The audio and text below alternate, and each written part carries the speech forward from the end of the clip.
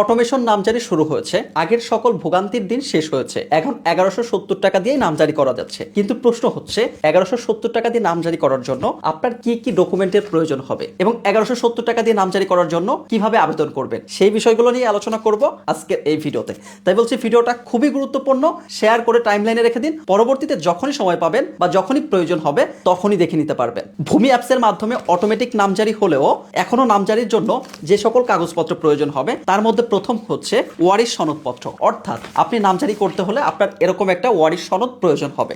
তারপর দ্বিতীয় যে বিষয়টি আপনার প্রয়োজন হবে সেটা হলো যে ব্যক্তির নামে নামজারি করবেন তার এনআইডি কার্ড, অর্থাৎ কালার প্রিন্ট লাগবে। আমার এখানে সাদা কালো আছে। যদি এক বা একাধিক ব্যক্তির নামে নামজারি করতে চান তাহলে সেই ক্ষেত্রে যতজন হবে সকলের এনআইডি কার্ড লাগবে। দ্বিতীয় যে জিনিসটা লাগবে সেটা হচ্ছে কর বা ট্যাক্সের রসিদ, অর্থাৎ যেটাকে আপনারা দাখিলা বলে থাকেন বা খাজনা প্রদান করা বলে থাকেন, সেটা অনলাইনে প্রদান করার পর এরকম একটা রসিদ নামজারি করার জন্য আপনাদের প্রয়োজন হবে। তৃতীয় যে জিনিসটা প্রয়োজন হবে সেটা হচ্ছে পূর্বের মালিকের খতিয়ান, অর্থাৎ আপনার জমিটি নিজের নামে নামজারি করার আগে যার নামে ছিল তার খতিয়ানটা প্রয়োজন হবে। তারপর প্রয়োজন হবে জমিটির প্রকৃত দলিল, অর্থাৎ আপনি যে জমি ক্রয় করেছেন অথবা ওয়ারিশ সূত্রে মালিক হয়েছেন সেই মালিকানার দলিল প্রয়োজন হবে। এখন আপনি যদি সবেমাত্র জমি কিনে থাকেন অর্থাৎ আপনার দলিলটি এখনো হাতে পাননি তাহলে সেই ক্ষেত্রে ভূমি অফিস থেকে দলিলের সার্টিফাইড কপি অর্থাৎ হুবহু নকল তুলে নিতে পারবেন। তাহলেই নামজারি করার জন্য যে সকল কাগজপত্র প্রয়োজন সেগুলো আপনার কাছে চলে আসবে। অতঃপর আপনি সঠিকভাবে 1170 টাকা দিয়ে নামজারি করার জন্য